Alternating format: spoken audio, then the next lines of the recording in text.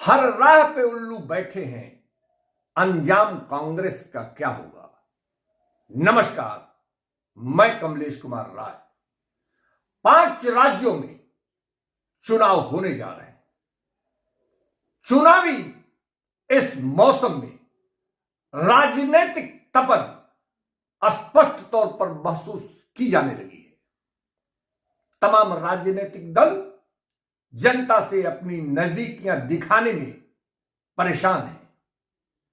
जनता की समस्याओं से सही ढंग से निपटने और बेहतर विकल्प दिखाने का प्रयास भी इन राजनेताओं द्वारा लगातार किया जाने लगा है। कृषि 3 कानूनों को भाजपा प्रतिष्ठा का बना चुकी थी। भाजपा का मानना था कि 80% किसान उसके साथ यानी इस 3 कृषि कानूनों के साथ खड़े। यहां तक कि आंदोलनकारियों को भाजपा के नेताओं के द्वारा किसान तक मानने से इनकार कर दिया गया था।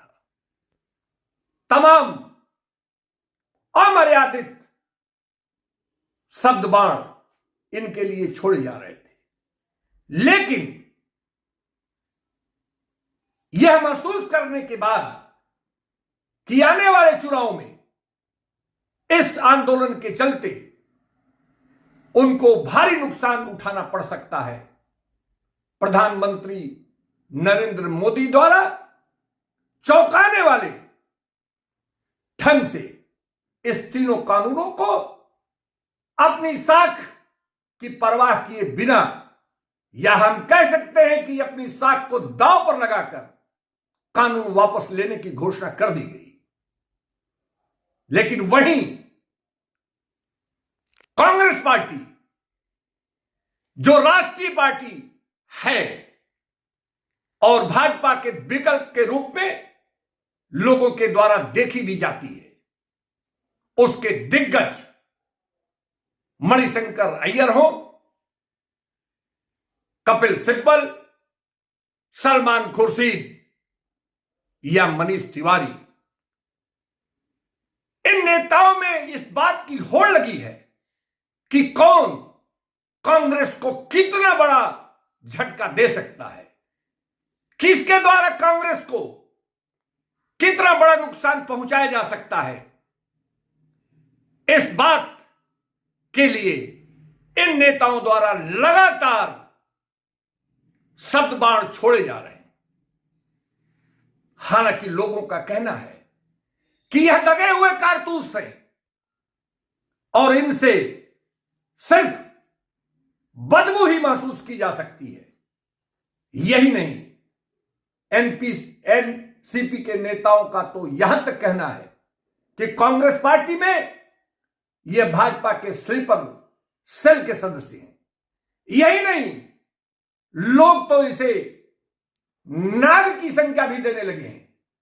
लोगों का तो यहां तक कहना है कि चुनावी इस मौसम में जब कांग्रेस की कुछ छवि बनते हुए देखी जा रही थी, ऐसे में इन नेताओं के द्वारा इस प्रकार की बयानबाजी और अपने बुक बम के माध्यम से कांग्रेस को नुकसान पहुंचाने का जो लगातार प्रयास किया जा रहा है, वह किसी के भी समझ से परे है।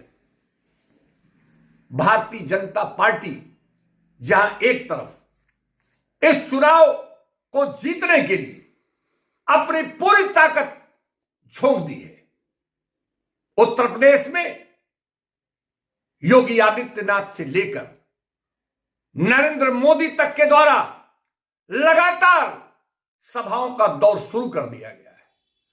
वह सारे कार्य भाजपा सहित तमाम राजनीतिक दलों, जिसमें सपा और बसपा शामिल हैं, के द्वारा हर कीमत पर जनता से अपनी नजदीकियां दिखाकर जनता के प्रति अपनी छवि सुधार कर एक माहौल बनाने का प्रयास किया जा रहा है। वहीं कांग्रेस के द्वारा पिछले दिनों कांग्रेस के एक वरिष्ठ नेता पूर्व मंत्री सलमान खुर्शीद ने जिस ढंग से हिंदू संगठनों को आतंकवादियों से उनकी तुलना की गई, वहीं अभी बाजार में उतरने से पूर्व ही ट्वीट कर मनीष तिवारी के द्वारा जो भी कांग्रेस के पूर्व मंत्री रह चुके हैं उनके द्वारा अपने किताब के कुछ पहलुओं को, कुछ पैरा को जिस ढंग से सार्वजनिक करने का काम किया गया और जिसमें पिछले यूपीए सरकार को महाराष्ट्र में हुए आतंकवादी हमले में कमजोर साबित करने का प्रयास किया गया, कार्रवाई करने में यूपीए सरकार की कमजोरी बताई गई, उससे एक नया बवाल उठ खड़ा हुआ है। सवाल उठना लाजिमी है कि ऐसी स्थिति में जब पांचों विधानसभाओं के चुनाव में देश में होने वाले पांचों प्रदेशों के विधानसभाओं के चुनाव के लिए लोग हर बेहतर ढंग से वह मुमकिन प्रयास करने में लगे हैं जिससे उनकी छवि बनाई जा सके, वहीं कांग्रेस के नेता आखिर कांग्रेस की छवि बिगाड़ना क्यों चाहते हैं? क्या कांग्रेस नेतृत्व यानी राहुल गांधी, सोनिया और प्रियंका के प्रति उनकी खटास इसका मुख्य कारण है? क्या कांग्रेस पार्टी में हाशिए पर पड़े कपिल सिब्बल जैसे लोग इस बात को उठाने से गुरेज नहीं रखते हैं कि कांग्रेस पार्टी में निर्णय कौन करता है? यह तक उनकी जानकारी में नहीं है।